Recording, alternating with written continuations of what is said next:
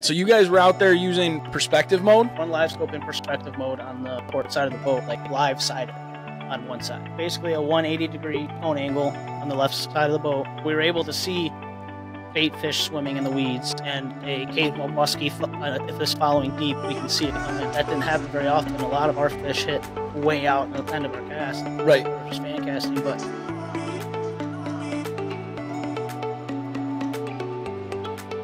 What's up, everybody, and welcome back to the Hook One Pod. Hey, we're here in the studio. As always, we're down here at Hook One Bait and Tackle.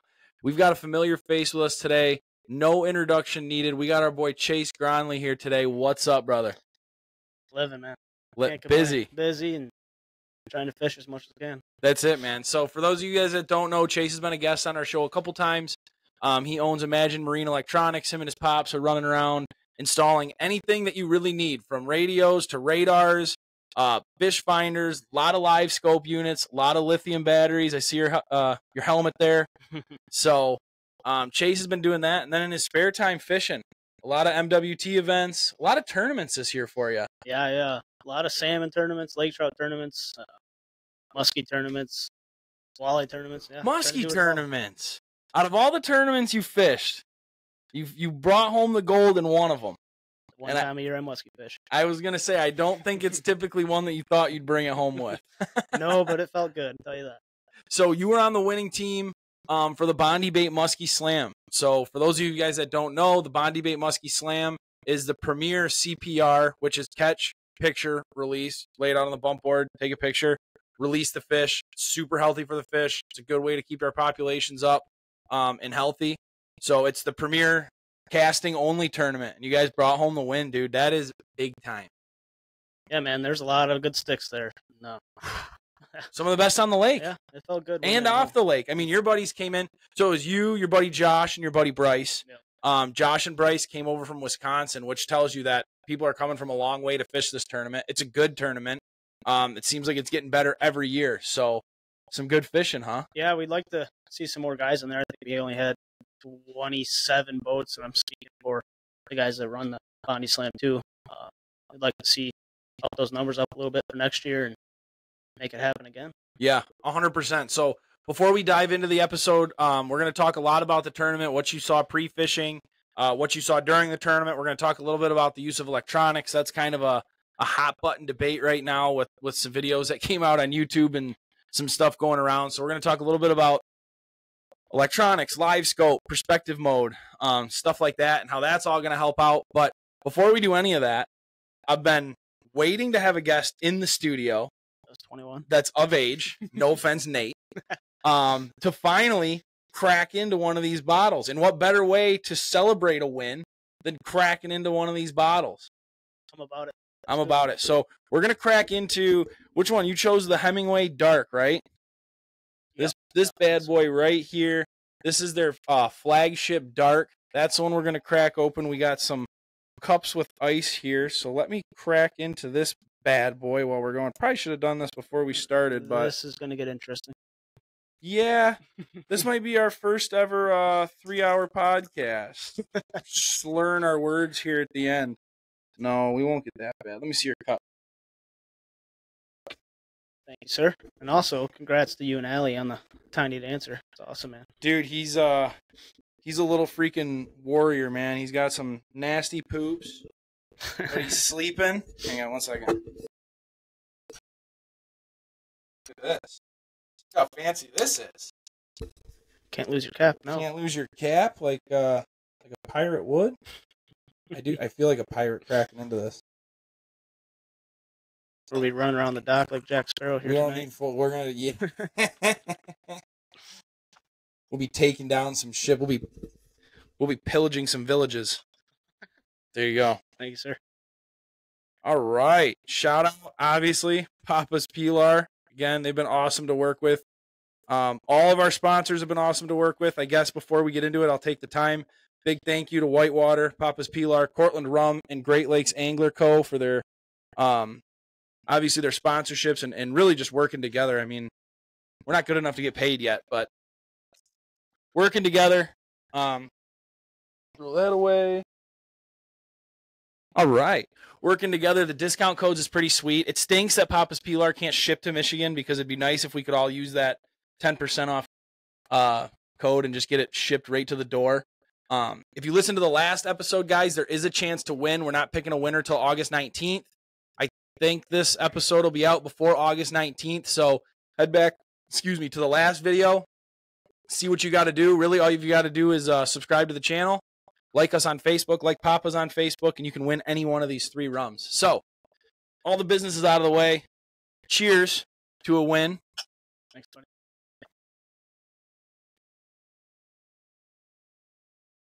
Wow. I'm honestly going to say I wasn't really necessarily a big rum guy unless you mix it. Yeah, I agree. That's good. And there was one time we were down in the Keys and we were drinking some Papas, and I thought it was more the environment than anything. You know what I mean? You get the sun, the ocean, and all that. That's some good stuff. I could do that. Yep. So, let's get to chatting. You said there was 27 teams. 27 boats, yep. 27 boats. I did a little bit of research. I got to do my due diligence before anyone comes into the studio. So out of those 20, why can't I remember? 27. Yeah, geez Louise. Out of those 27 teams, there was over 50 fish caught. Actually, I think there was 50 fish caught, and 5 of those fish were over 50 inches. Yep. There's a few big fish caught. So 10% of the fish were over 50 inches. That's impressive. Seemed like there was a lot of smaller fish too. Yes and no. I know a few got caught and weren't of the 36-inch length required for measurement, but I mean, the smallest fish we caught was 36.5. Yeah, that was our first fish. Explain to the customers a little bit, because even I don't do any CPR tournaments. I know CPR tournaments are huge over on the other side of Lake Michigan, like your Wisconsin and Minnesota, because I don't think, like a lot of our listeners, we've tried to explain, like, we are so fortunate with our walleye limits. Like, a lot of these guys have to do CPR tournaments for walleyes. Like, they can't even keep them. So how does that work, and the point system and all that? Honestly, it's going to be the future of fishing. If we like catching big fish, which everyone does, it's going to be the future of all of fishing, I think. There's really no need to keep a big fish anymore. You can get such a good replica now. Yeah. You can take it to the fish studio, and she can do an amazing job. Yeah. So this particular CPR tournament, you catch the fish, put it on a bump board. If it's over 36 inches, it's I believe it was 30 points for 36. Then there's a point for every quarter inch thereafter. Okay. So yeah. So and then those points add up. So, like, for example, you guys won the tournament with 6 fish, all of them on day 1, yep. Which we'll get into the specifics of the tournament here shortly, because day 2 had to be, you wanted to pull your hair out.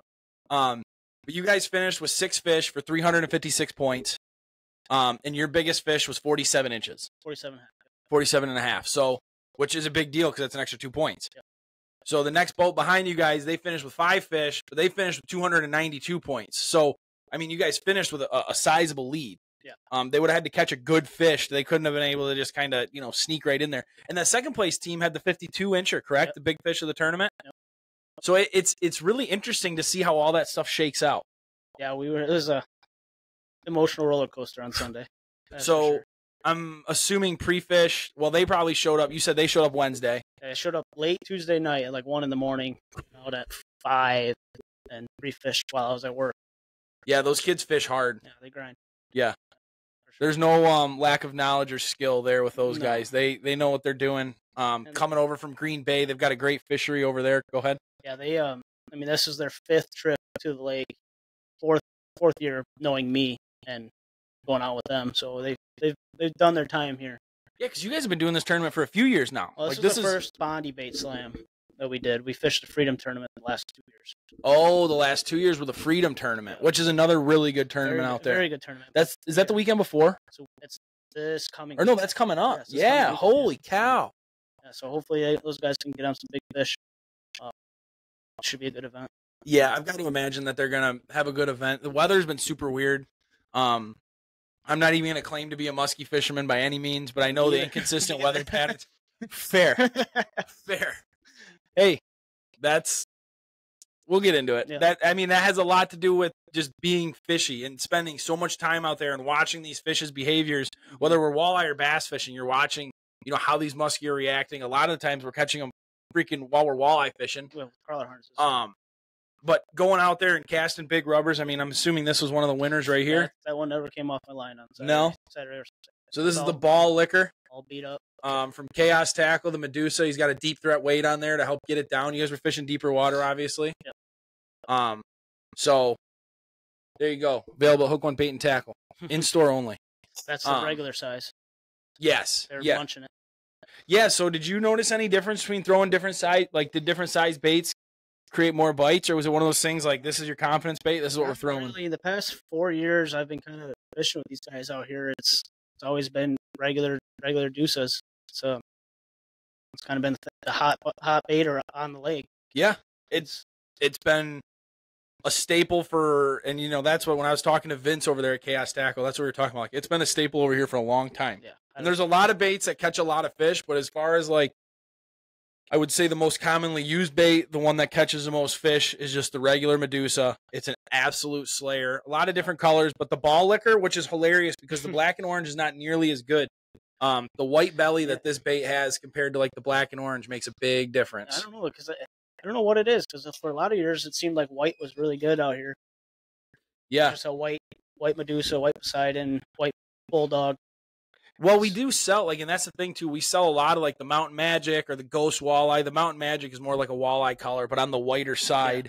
Yeah. And then I'm sure they'll get bites, but for some reason they just, even in clear water, I had a fish follow on Sunday. I'm like, they love the ball liquor. But, yeah, they like it. So, what did you guys see for pre-fish? Did you have a lot of confidence rolling into this tournament? Was it something you guys knew you had a shot at? I mean, with musky fishing, it's tough. It was tough, because a couple days before we started pre-fishing, we had a lot of rain and wind. It really dirtied up that Canadian side. So on Wednesday when I got out there, we went to a spot. They caught a couple fish in on Wednesday and the years prior with all their old waypoints and stuff. And I'm sure anybody that musky fishes knows where we were at. It's not a secret where we were. But the water was really dirty. We ended up moving a couple fish and catching a couple fish, and it just seemed like you had to get it. It seemed like as soon as you ran into one, they would eat it. But the water was so dirty, and they just couldn't. Super aggressive, then. A lot of bait? There ended up being quite a bit of bait there, and we were just really looking for weeds in the right color water. Yep. So we were searching around, trying to find the right height of weeds and all that, and some thick weeds. Ended up finding a couple spots, and I just knew from my knowledge of the lake clears up every 2 to 3 days. Oh, yeah. So we found a spot with the right colored water, moved a couple fish, caught a couple, and pre-fish. So we were going there first thing on Saturday. Yep. So we knew that. And then I guess we can just dive right into it. Yeah, cool. Let's go crazy. On Saturday, we get to our first spot where we decided we were going. First cast of the morning, it was like 6 o'clock and 30 seconds. We caught our first fish. At what time did it start? 6 a.m. Yep. So it was still getting light out. And then as soon as we caught that fish, we're like, okay, let's keep grinding this. And then as soon as the sun got up, we realized the water was a little bit too clean. So we were like, so me and Josh both said, let's go to where it was mud on Thursday. Yeah. It's going to be perfect. And we were the first boat over there. Ended up catching 2 right away. And then we just kind of circled it from there. We had like a 150-yard circle. We just kept circling. And were they also throwing the regular size Medusas? Yep, all 3 of us had ball liquor on. Yeah, and so you're fishing. I mean, typically, like when you're out there, you'll get on a drift where you'll be drifting a weed bed and you'll just let the wind or the current or whatever push you and you're just casting and covering water. But you guys just found an area or a weed bed that was holding. I mean, 150-yard circle is not very big. So, and you guys pulled, did you pull all 5 of them? All 5 out of there because the first one came. And you went 6 for 8 day one. 6 for 8, yeah. With a couple other follows that we didn't eat. Yeah. Wow. Man, and then you find the bait and stuff like that. And then, it's interesting, too, how you go to different spots on the lake and the watercolors are different. I mean, obviously, they've got different currents. They've got different bottom. Right. They've got different weeds on the bottom. Yeah. On Friday, we even pulled up the satellite image. Somehow I had service over there all weekend, which was nice. But dude, nice. That's a miracle. Yeah, on Friday, we ended up pulling up the NOAA satellite image and kind of looked over top of us and saw a patch of cleaner water over there, and we went over there and checked it out, and there was fish there and a couple other guys casting over there. So okay, you're in the right spot. Yeah, you're in the right spot. So checking all that and just just using everything to our advantage and using side imaging and pan optics or live scope, trying to figure it out. So what was Sunday like, dude? I mean, come on, you go 6 for 8 day one. You've got to be on top of the world. Yeah, well, we didn't really know what to expect because we came in Saturday at 6 p.m. and we didn't know what anybody else did. 6 to 6 then? Yeah, that's 6 where to it ran. 6 on Saturday. Yep. So there was a bunch of boats around us on Saturday, and we kind of seen that we didn't see very many nets fly. A couple boats caught fish, more than a couple, I'm sure. But we're like, okay, well, there's a bunch of other people elsewhere. They had to be catching fish. There's a lot of good fishermen in this. Mm-hmm. So we didn't know what to expect. And then Saturday night at 9:30, 10 o'clock, Dave put out the standings for day one, and we ended up being in first by 2 fish. And we're like, oh boy, it's a 2-day tournament. We got to do it again. Yep. So we went to bed. Hopes were high, but we're being humble about it. And got up day 2, run right to our spot. We were there 20 minutes early, just waiting. And once 6 o'clock came, we just kept casting. Nothing. Seemed like the water cleaned up a little bit. Oh. Were you seeing as much life over there as far as like bait or fish? Not Did you really. move any fish? We moved a couple. I had one kind of lazily try to eat in the figure 8, and it was big.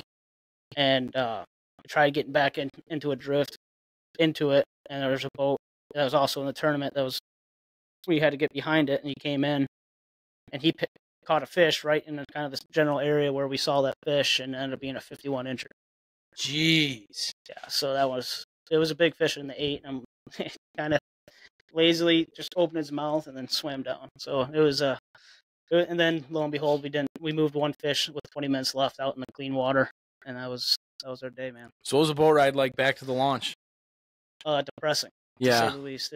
We didn't know what to expect. We were just hoping that everybody had the same kind of day we had, which is kind of typical for good fishermen. Yeah. If you're struggling, chances are most of the field is struggling. At least is what I've found. Yeah.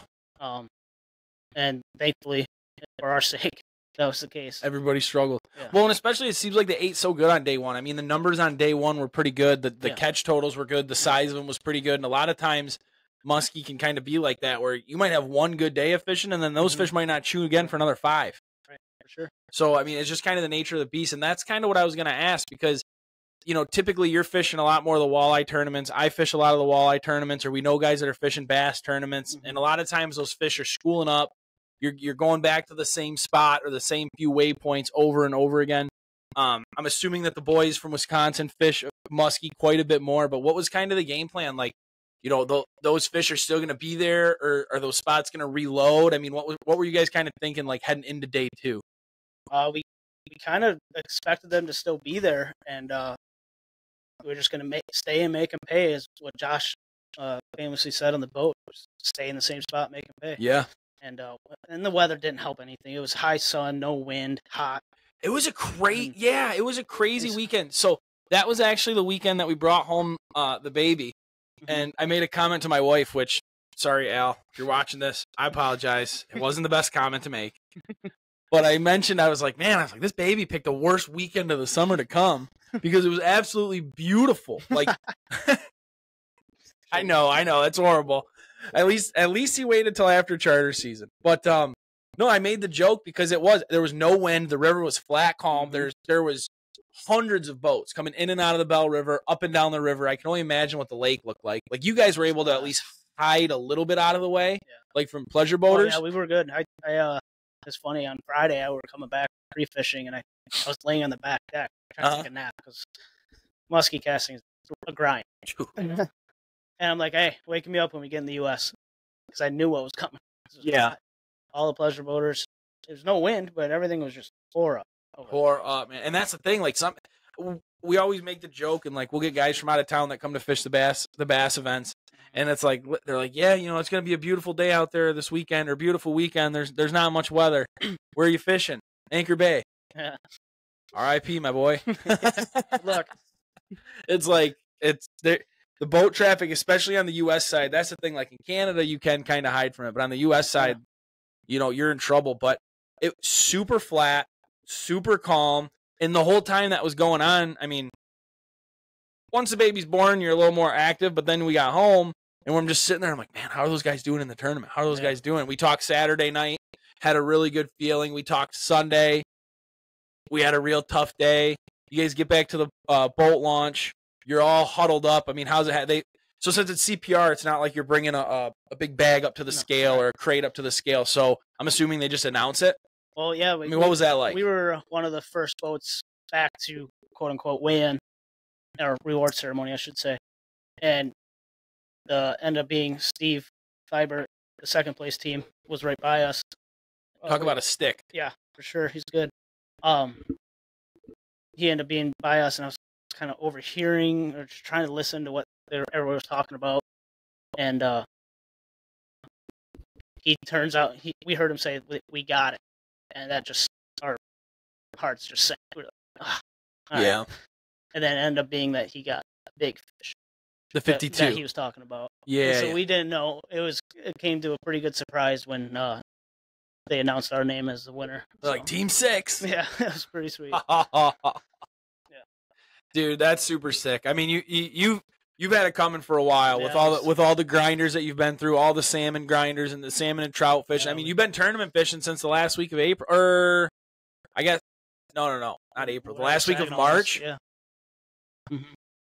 Second to last weekend in March is when you started the Saginaw tournament, and then it went from Saginaw to, I believe, Detroit to Kings of Springs to Can. Nope, I missed one. Nope, Kings of Springs, Can. Did you guys fish salmon steaks? No, we didn't fish salmon steaks. We fished May Madness. Though. Then you fished May Madness, and then the other Lake Trout Fest in UP. Yeah. Yeah. Oh my God. Yeah, you guys went all the way to the UP to go salmon fishing and everything, dude. That's an awesome tournament. We did pretty good on the salmon side of things this year. I mean, no wins, but we at least won some money in both, or two of the three. I think that's a big thing, like, in fishing. Like, not too many people have the run that, like, Dewey Chelm or John Hoyer or, like, Kevin Van Dam went through. Like, to win after win after win after win in fishing events is, like, insane. So the consistency, to me, that's what I always liked to be, the standard. Like, at least if I can be consistent. Like, consistently fish in the top half, and then consistently on top of that be finishing, top 10, at least top 15. Like, hang in there, and then you'll get your win. Right.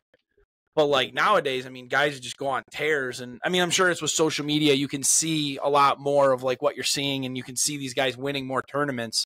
But some of the tears that these guys go on are absolutely incredible. Yeah, that Tour of Gold, watching that, it's like, holy smokes. Yeah, hey, though we're talking a bit about musky and electronics, if you guys are walleye guys, highly suggest checking out Tour Level Gold on YouTube. It basically follows around 5 pros on the National Walleye Tour. John Hoyer, Dewey Chelm, Owen Wilcox, Max Wilson, and this season they got Bill Shimoda. But it's really cool to see how the behind the scenes on that kind of stuff works and what it's like to actually do the tournament scene. And it shows a lot of the unpleasant stuff that comes with tournament fishing, because everybody always sees the big bags, the big checks, the wrapped boats, the wrapped trucks, and not kind of what goes into it. So it's super cool. But, dude, cheers. Congratulations on a heck of a win. One of many. Yeah, hopefully. Appreciate you wearing the Hook One tech shirt out there. Oh, yeah. Kept me cool on Saturday, that's for sure. They're nice. I like it. They do a good job. Shameless plug. Head over to Hook One and come get it. Let's talk about a little bit about electronics. So, unfortunately, in our industry, always comes the drama. Dun dun dun. But seriously, it seems like livescope is a hot button right now. It's flying around the bass world. The musky world bitterly hates it. Mm-hmm. The walleye guys are starting to figure out, what's going on. And typically, a lot of the times, it's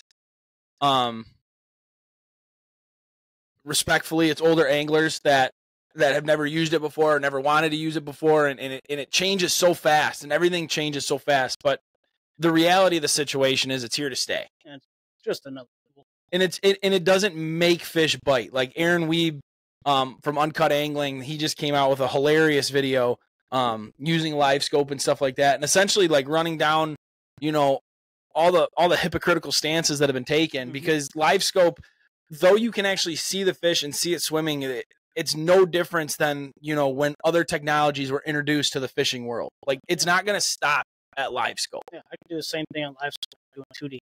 Right. I do it on. But when they first got 2D, from what it was to when the first people got 2D, and you're like, oh, now you know if you're fishing grass or stumps, or now if you know if there's fish under you or whatnot. Like, at the end of the day, the technology is going to be changing, and I don't think there's anything that's going to slow it down. And like I said, it's not going to stop at livescope. There's going to be. We thought livescope broke ground when it was released, and 3, 4, 5 years from now, I'm sure something else is going to come out. That's, you know, that's what's scary. I know. I mean, just look at like the LVS 62 already, like what that thing can do in shallow water. I mean, you can almost tell what kind of fish you're essentially going to have a high powered, I don't know. It's going to be like high powered aqua views all over the place, like high powered cameras. But so livescope is a, and I think it's a misconception. And this is really what we're going to dive into here heavy, because your expertise is electronics and how this stuff is changing. But I think it's very like misconceived. You can't just throw livescope on your boat and go out and catch fish. You still need to make fish bite. You still need to get on schools, especially like with musky fishing. I understand that you don't want to be able to scope these fish and see these fish, but at the same time, you got to make them bite. Yeah. And there's times where muskies go 3 days without biting. Mm-hmm. So what was your guys' kind of, you know, I'm sure you use 2D and side scan to find weed beds and find baits of fish. And then, you know, you kind of opened my eyes a little bit where you guys weren't necessarily live scoping and sniping. You were doing something different. Yeah, we had our live scope, and they limited for this tournament. It was 1 live scope per boat, because some people get carried away, have 4 on their boat. 4 corners. Which I don't blame them. Hell, I would do it too. It's money. It's fun. It's fun, guys. Well, and you're spending. My thing is, you're spending money and you're winning. So if you want to win, you're going to have the nicest stuff, right? And a lot of these guys are captains, so they're trying to put their clients on a trophy caliber fish in a trophy caliber lake. And why not give them the best tool to do that? Yep, that's just for their business, and I don't blame them at all. 100%. So you guys were out there using perspective mode. We had our 1 live scope in perspective mode on the port side of the boat, which is basically using as like live side imaging on one side. Right. It was basically a 180-degree cone angle on the left side of the boat.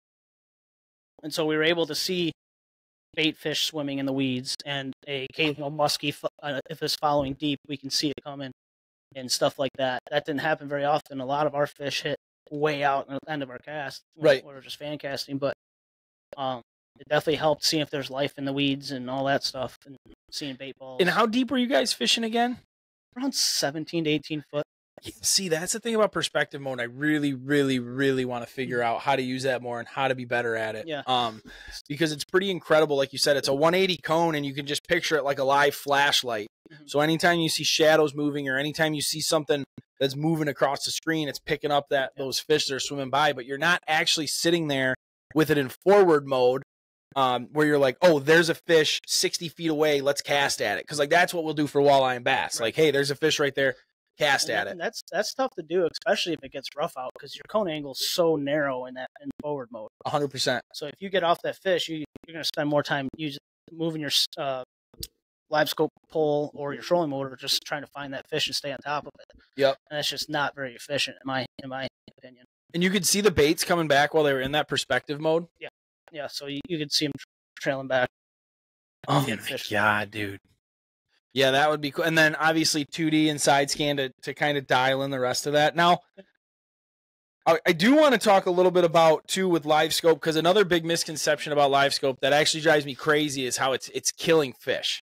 You know, with the introduction to live scope, a lot of the bass guys take the stance. You know, we're catching more bass, we're killing more bass. Same thing with the muskies. Now in our area, you know, we have a lot of trolling fishermen. A lot of guys and trolling's great. You can run a lot of rods, you can catch a lot of fish, but you're also catching those fish going 4.5, 5 miles an hour. You're also putting those fish into a live box that's, you know, a little teeny tiny tank with an oxygen pump in it. Which it's definitely fish care. They're doing the best they can. Agreed. The boat. And again, they're charter captains, most of them. It's their livelihood, so no disrespect.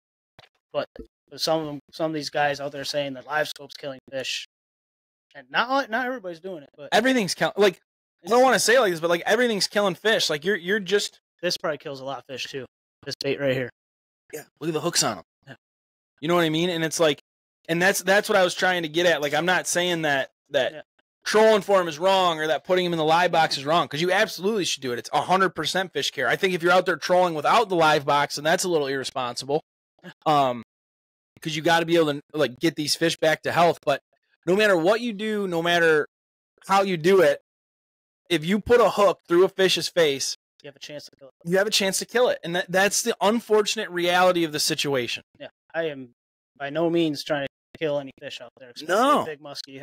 They have my total respect, especially even when I'm walleye fishing, I take time out of the day to make sure that fish goes back. Yes, I will say that too. There's a lot of guys out there that will catch a muskie and they don't really think much of it, either whether they don't know or they don't care. I mean, a lot of guys are like, take a club to it, and it's like, come on, man. Like, do you know how old these fish are and how beautiful and like I don't know. I mean, I guess I'll get way into the weeds about it, but I mean, they're unbelievable fish. And whether you catch them walleye fishing or you catch them bass fishing on a Ned rig or you catch them on a Medusa, it's like you should take every second to revive these fish. Make sure you hold them in the water. Make sure you get a safe release. Now, what's like the penalty in a tournament if there's a dead? Are you penalized if there's a dead fish in the tournament?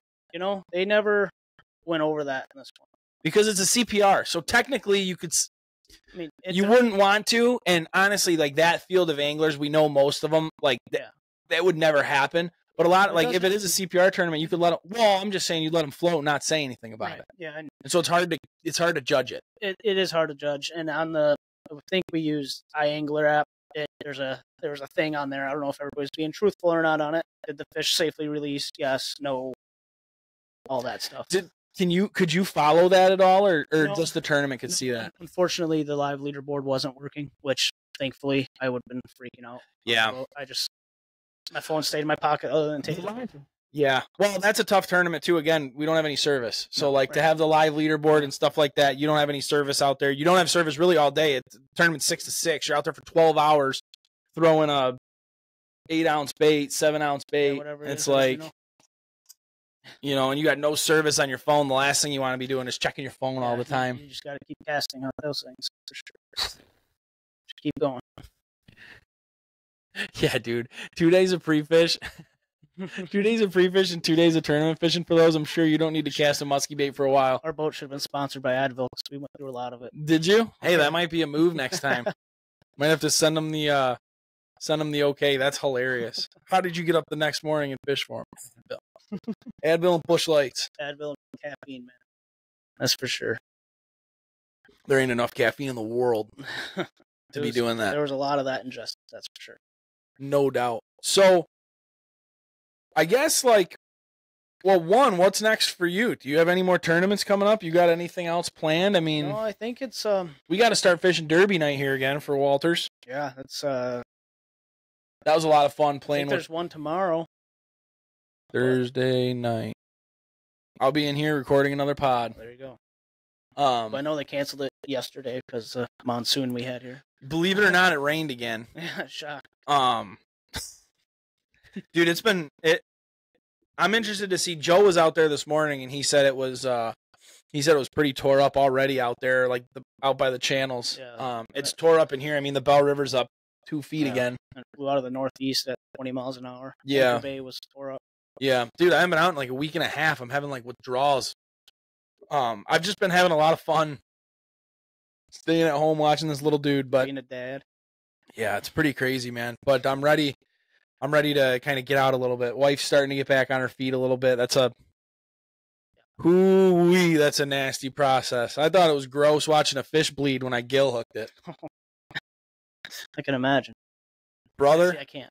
So I would guarantee you if men had to carry the baby and do what those ladies had to do, there would be less kids in this world. All respect. There'd be at least one less because I would not be doing that.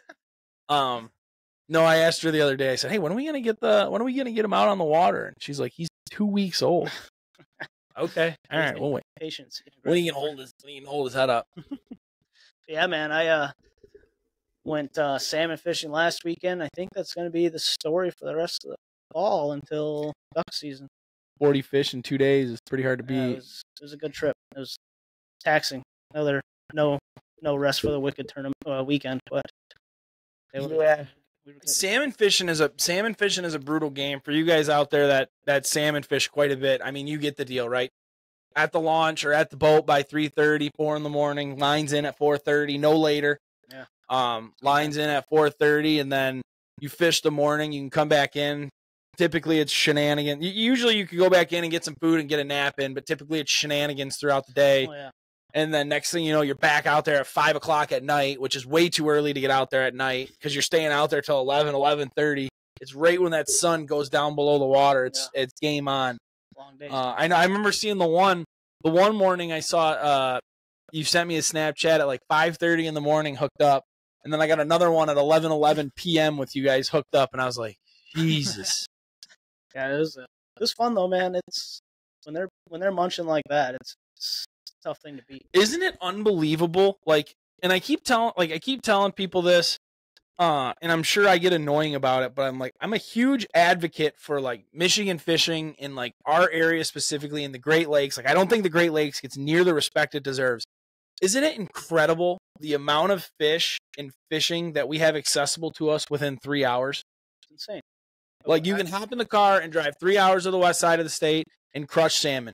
You can head out to the lake, smallmouth, walleye, muskie, perch.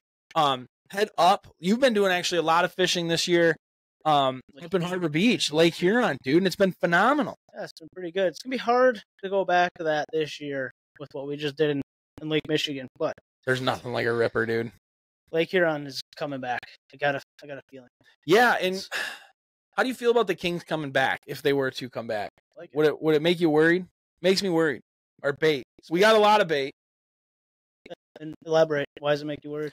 I'm just worried. I'm worried that Kings eat so much so fast, right? They get to 30 pounds in 4 years. And I'm just worried that if they're to come back in the numbers that they used to be here in, is there going to be enough bait for everything else? Because when they crashed in like 2004, we lost everything in the couple years following that just because they ate everything. So like, and then that was also like, see, and that's what I don't know, because it was right around the time zebra mussels were introduced, gobies were introduced.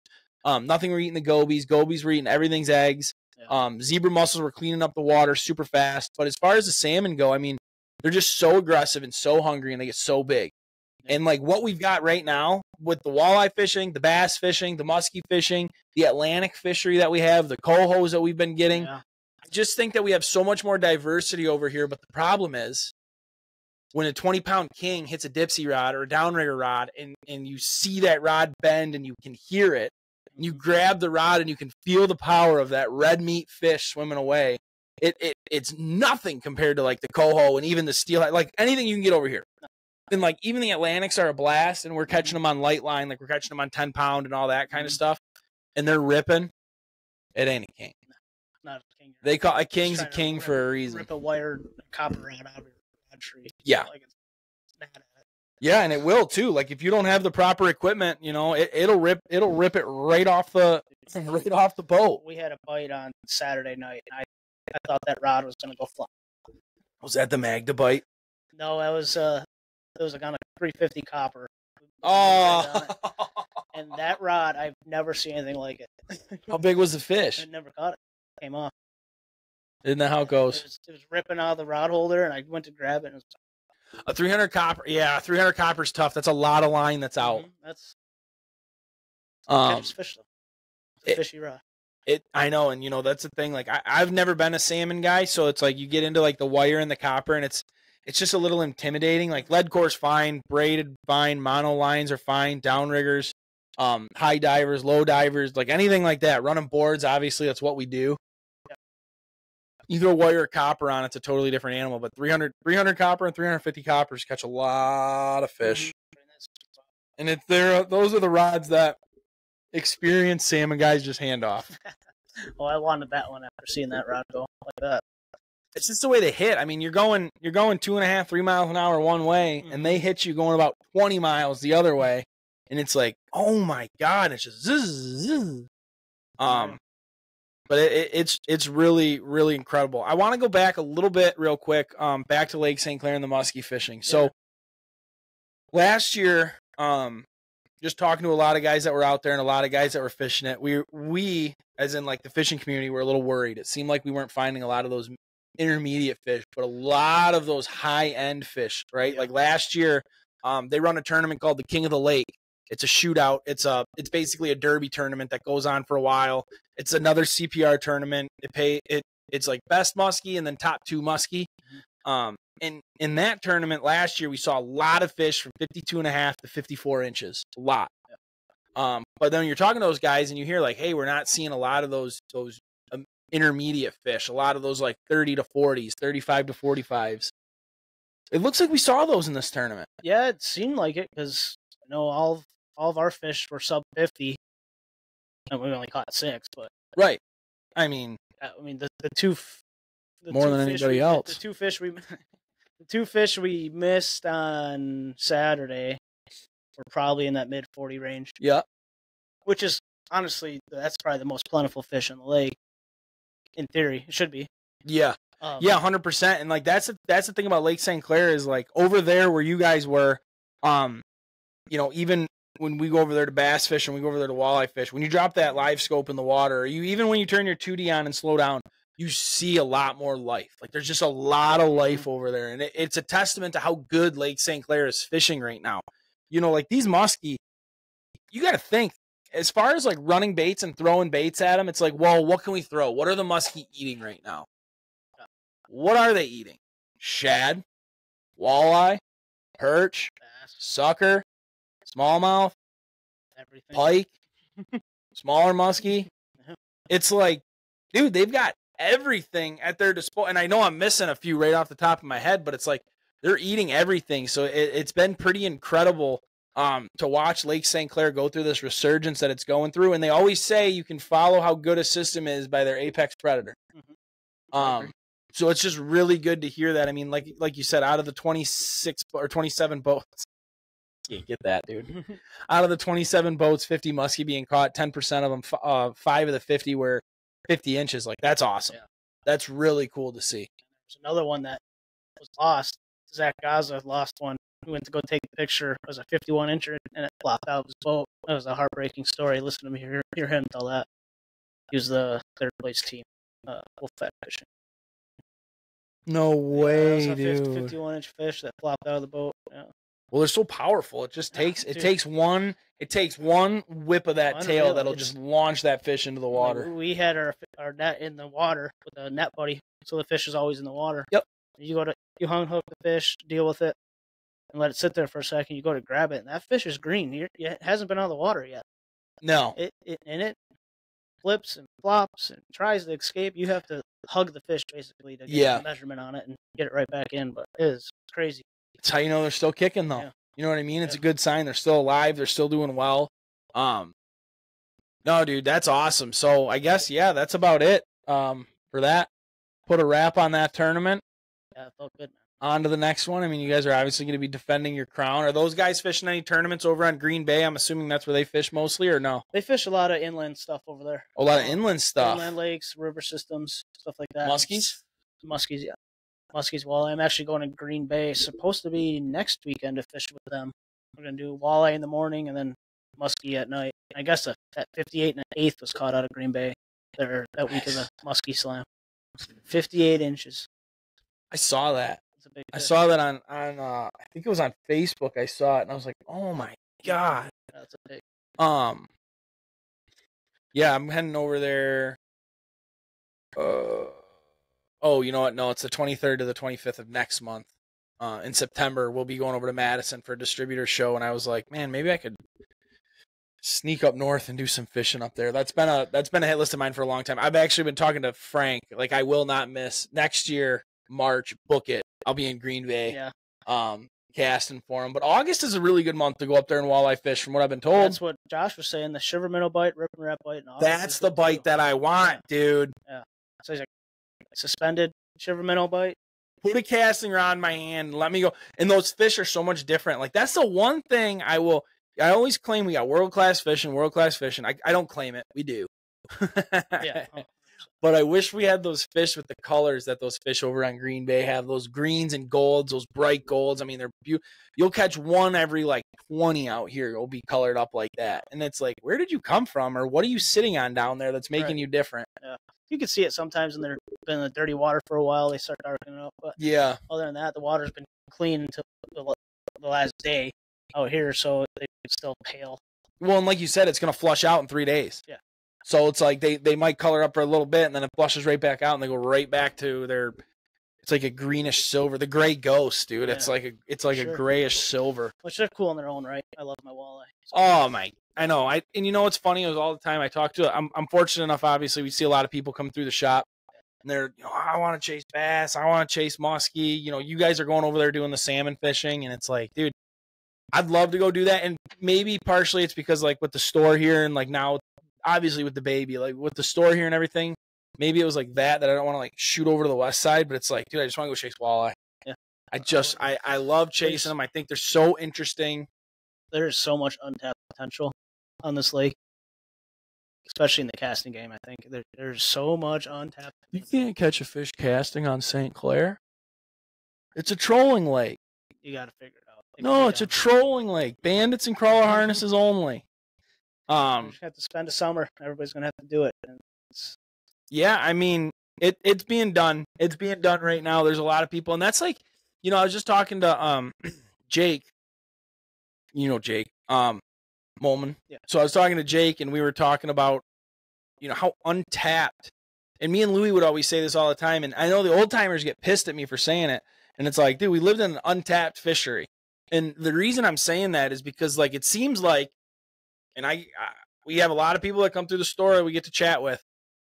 It seems like for the last 70 years, we've been fishing the same spots with the same lures, the same way, and the same time of year. Mm-hmm. Like, you can tell me what you want about how it's not fished, but when you drive past the boat launches in the morning and see one trailer or two trailers in July or August, and then we go out there and we catch a limit of fish in 16 foot of water on a weed line, vertical jigging in the morning, you can tell me what you want about how there's no fish in the river in July and that's how it's always been and that's how it always will be, but that's just not the case. No, right? Like we're into August right now, and the fishing has been better the last week and a half than it was probably in June. Yeah. And maybe it has something to do with less boats being out there, but like guys are catching fish right now. And I'm talking from the power plant to the state park. And I'm talking, 16, 18-ish foot of water all the way out to like 21, 22 foot right along the weed beds. And that's just that's just walleyes. And typically when you're walleye fishing in there, you're catching sheephead. You might get a catfish, and you're catching smallmouth. You might get a muskie. There's a lot of catfish in the lake. Dude. We caught 3 on Saturday. Yeah. Yeah. Imagine catching a catfish on this thing. Not fun. They are so aggressive. We've got a really good client here at the shop, or a really good customer here at the shop. Our boy John.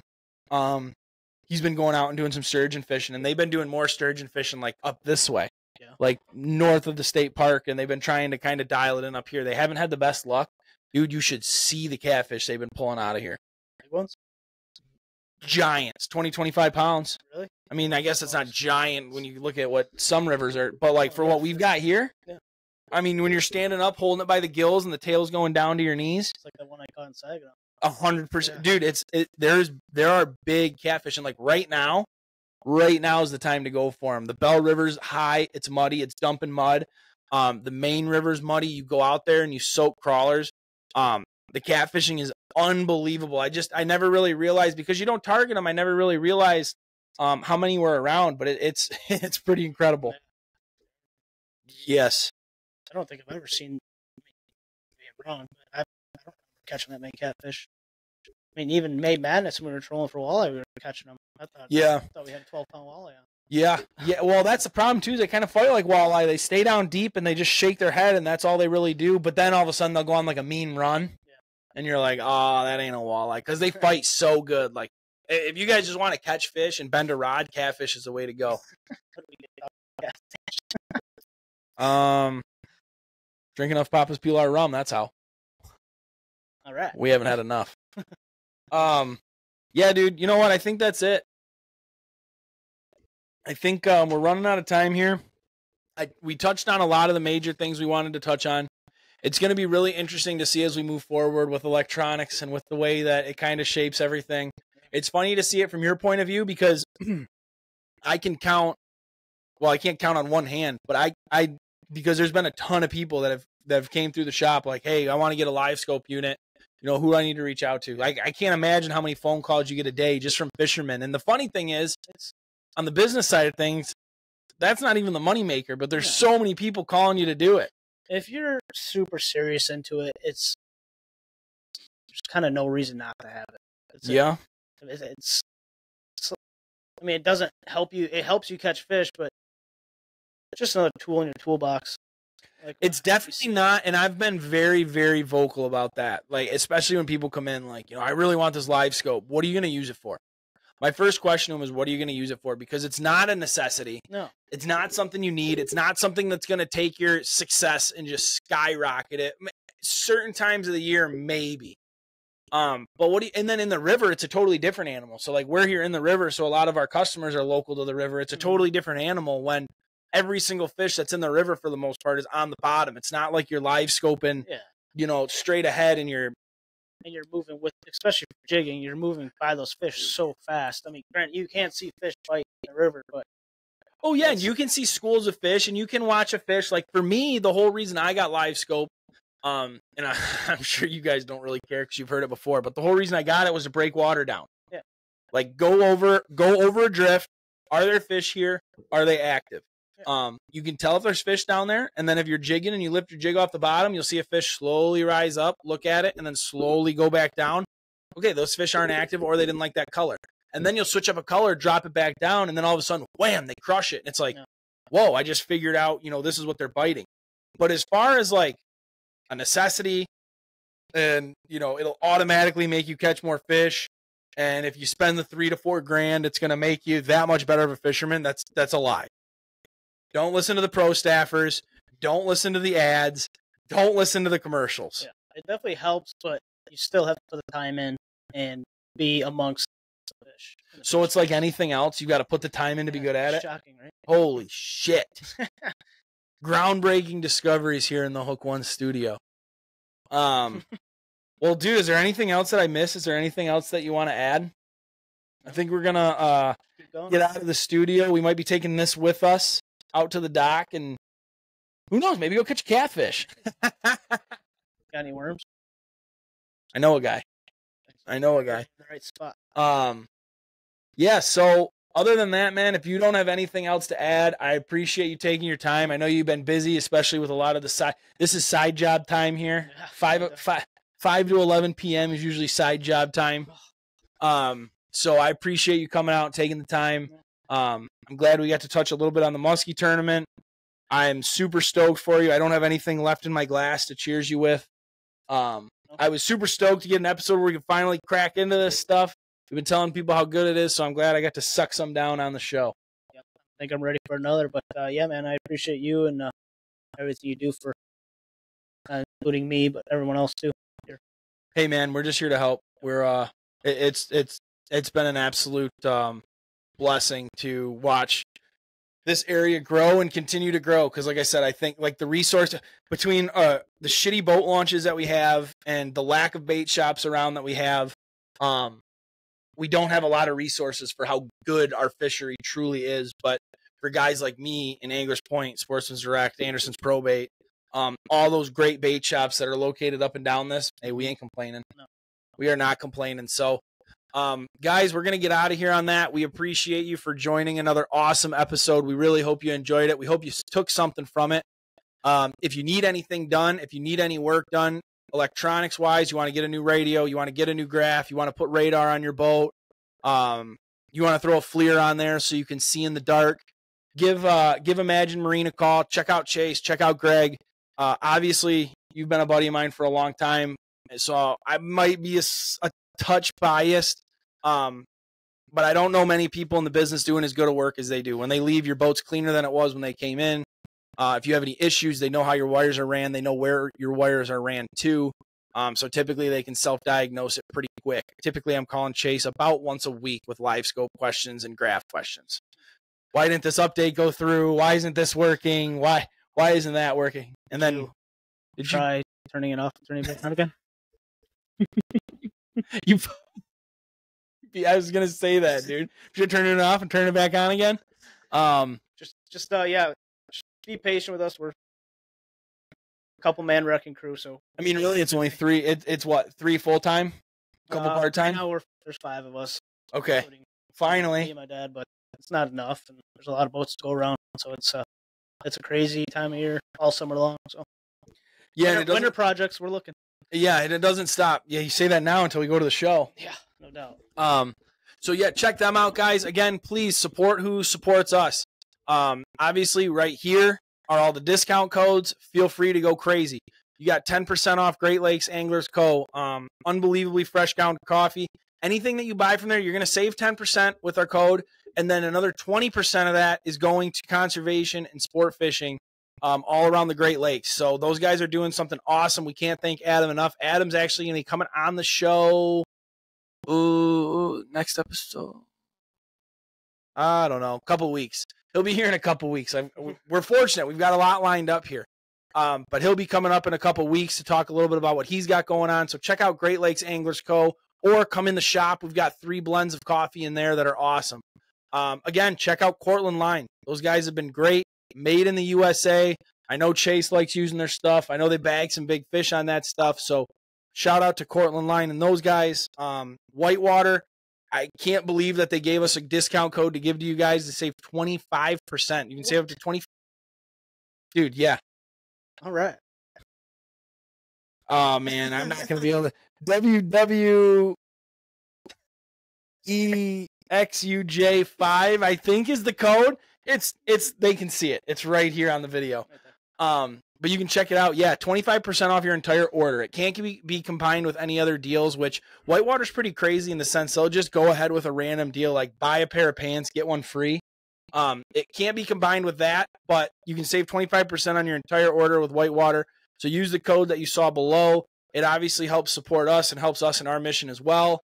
And obviously Papa's Pilar, guys, you have a chance to win a free bottle of rum. Check out last episode, how to get on that. You got to share the video, subscribe, and then find us and Papa's on Facebook and Instagram. All these guys have been awesome.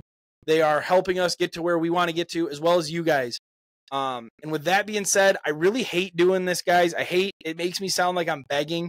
But please share this video, share it with your friends, let them know where to watch it, let them know where to find it. It's literally free for you guys, and it means the world to us.